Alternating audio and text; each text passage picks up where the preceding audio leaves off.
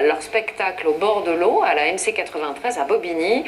Dans cette école, on forme les meilleurs spécialistes de théâtre traditionnel chinois et cela dès le plus jeune âge. Hier, on a quitté Wu Winchi, 11 ans, alors qu'il allait entrer en scène pour son premier spectacle. Et ça n'est pas de la figuration, il va chanter et danser pendant 1 heure.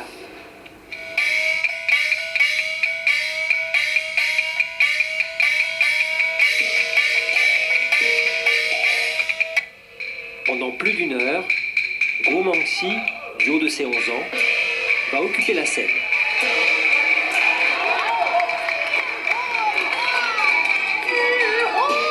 Pour interpréter son personnage, il ne doit pas seulement apprendre le chant. Chaque geste, chaque expression du visage a une signification.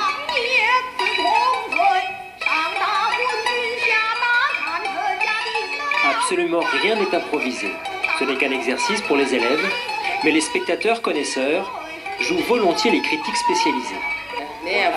La jeune fille chante pas mal, mais le petit visage peint, Guo Mengxi, manque encore un peu d'expérience.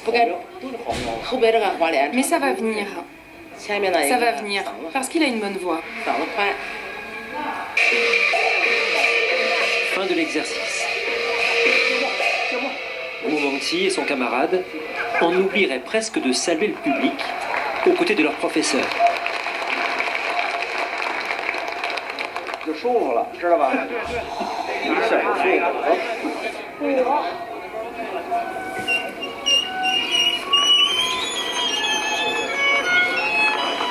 Tianxiao, c'était autrefois le quartier des chanteurs et des acrobates. Ça l'est encore un peu, même si tout est refait à neuf. C'est là que le costumier de l'école a fait ses achats pour le spectacle à Paris. Demandez à M. Wang n'importe quel costume du répertoire de l'Opéra de Pékin. Il le réalisera dans les règles de l'art. Voilà le costume pour le personnage d'un roi. Tout est fait à la main. C'est une belle illustration de notre artisanat traditionnel. Il s'agit en fait de représenter une armure entièrement brodée de fils d'or.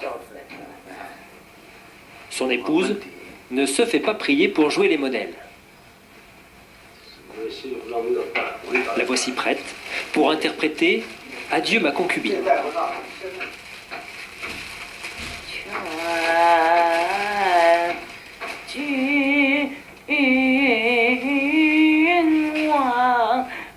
Ça y est, la voilà partie. Eh oui, je me laisse aller. Au début du siècle dernier, Pékin comptait des dizaines de théâtres où l'on jouait de l'opéra. Aujourd'hui, il n'en reste que 5 ou 6 en activité. Entre 2 répétitions à l'école, le metteur en scène Patrick Sommier nous emmène dans le plus traditionnel d'entre eux.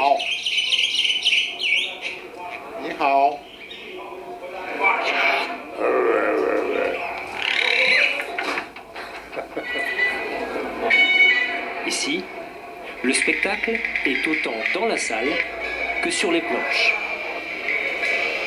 avec un public qui semble avoir toujours été là.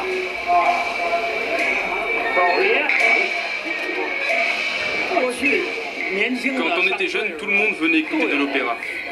Mais aujourd'hui, il y a surtout des personnes âgées. Maintenant, il n'y a plus que les vieux qui viennent. Une fois par semaine, ce sont les amateurs qui viennent chanter. Pas évident pour les oreilles non averties. C'est vrai que le public amateur vient surtout pour le beau chant. Et alors là, pour nous, c'est assez difficile. C'est assez difficile. C'est Claudel qui disait des choses sur la musique de l'Opéra de Pékin qui était assez spéciale. Il disait c'est une bactérie de cuisine qui dévale l'escalier, la musique chinoise. Moi, j'aime beaucoup cette musique. Elle me touche beaucoup et c'est comme toute chose. Il y a un apprentissage dans chaque discipline artistique. Il faut faire l'apprentissage. Retour à la répétition. Cette fois, pas de chant ni de costume. Juste quelques gestes. La base du métier dans l'Opéra de Pékin. Patrick Sommier voit son spectacle prendre forme, peu à peu. Les voix de Pékin, feuilleton signé Pascal Colomer, Sylvain Guillaume et Enzo Tsai. La suite, bien sûr, demain.